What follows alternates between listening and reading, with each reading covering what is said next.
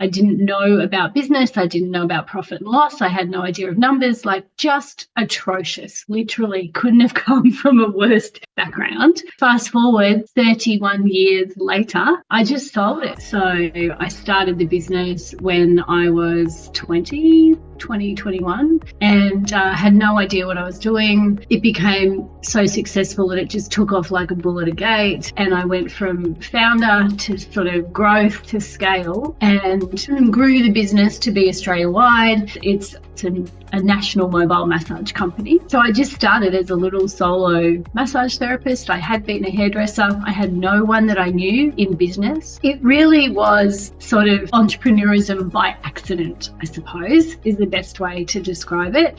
And when I realized that, oh, hold on, I might be onto something here, one of my biggest goals was to grow the business so it wasn't just me, so I wasn't just working, and I could systemize and structure and procedurize the business and then have something to hopefully one day sell. And so fast forward 31 years later, I just sold it. And now I'm living overseas. So that was literally on my vision board and my goals list from probably the age of maybe 25 when I finally came to that, okay, this is what I would like. Somehow I'd like to be living and working overseas and be a global citizen. I used heaps of coaches and mentors, and I've been to gazillions of courses trying to figure out the best way to get the results I wanted for the business. And the one thing I continually struggled with was trying to find profitability in the business model. And so we tried so many different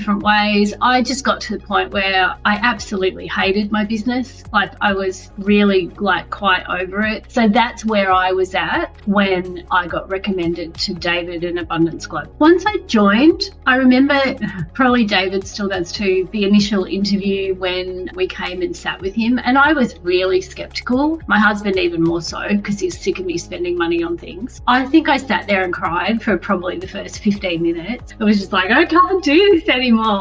And David was very kind, and we sort of talked through everything. The biggest thing I realized once we got onboarded was that we weren't alone. There was so many other people that felt exactly the same way or had similar challenges. And as much as part of me knew that, it's still nice to actually see it. You know, and when we got together and came for the events, and it was just like, oh, thank goodness, like it's not just me. That was a real, like it's just such a relief. It was such a relief. And then we started to work through some of the details. A lot of stuff I'd already had in place, the systems and structures and, you know, the scalable sort of stuff and the growth stuff. But it was like trying to find a way where Nick was really good to help us go through the P&L and the balance sheet and tidy all of that up. And no one had done that with us before. Even, oh, don't even get me started with like accountants. My God, like that's just a whole other thing. But yeah, that was probably the part we wanted and needed the most, was to be really clean and clear on our financials, not to be scared of them, to be able to have like that monthly reporting thing was amazing. I still do it now,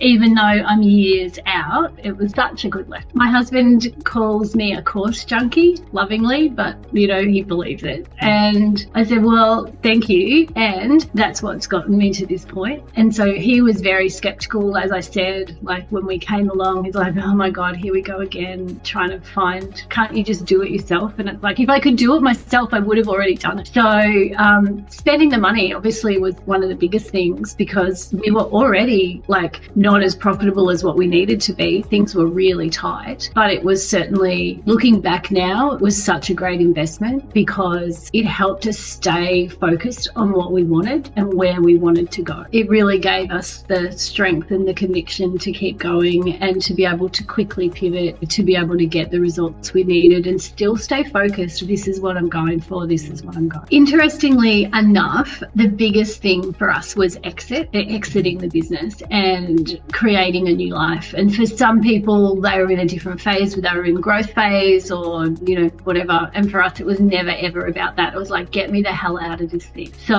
the joy of being on the other side of that now and go, I did it. We did it. This is the goal. This is what we worked for. This is what we focused on, even through the tears, the tantrums, the all of it. It's like, like we couldn't be happier. We're fitter, we're healthier, we just feel like a gazillion dollars and are so happy and proud of ourselves that we were brave enough to do it. I think for someone that's maybe on the fence about whether or not they should invest their time, their money, their energy into joining AG, it's a huge commitment financially, obviously, but also just mentally. You have to really want it. You've got to want the change from where you are, whatever's going on for you, and you've got to commit yourself to it. You know, I mean, I threw myself in head first. So I think that's probably first and foremost. And then it doesn't necessarily need to be if the pain is bad enough that it's forcing them to do it. Sometimes it can be everything's really great. You know, business is great, business is going well, but there's something missing, or I'm not where I want to be. So whatever it is from that perspective, it's probably a bit of inner searching. Do the inner work, do some searching on it. You know, watch as many testimonials as you need to and get a feel for it, whether or not you think it's right. And then reach out to people if you need to as well. You know, reach out to the testimonial people if you need to. Reach out to the AG team. Talk to them more to make sure that you're making the right decision for you. So for us, it was absolutely the right decision, and we're so grateful. Yes, I was, so nervous about spending more money. I was like, oh, but it was really worth it. And I'm super, super grateful and feel very blessed that after that hellish time of COVID where my world fell apart, you know, we're here, we're living our life, we're overseas, and we've already traveled to Vietnam and Malaysia and Japan skiing in January, and we're off to Canada skiing this Christmas. So we couldn't be happier. Like, we're just like, oh, so good. So good. So make the decision and just do it if that's what's right for you.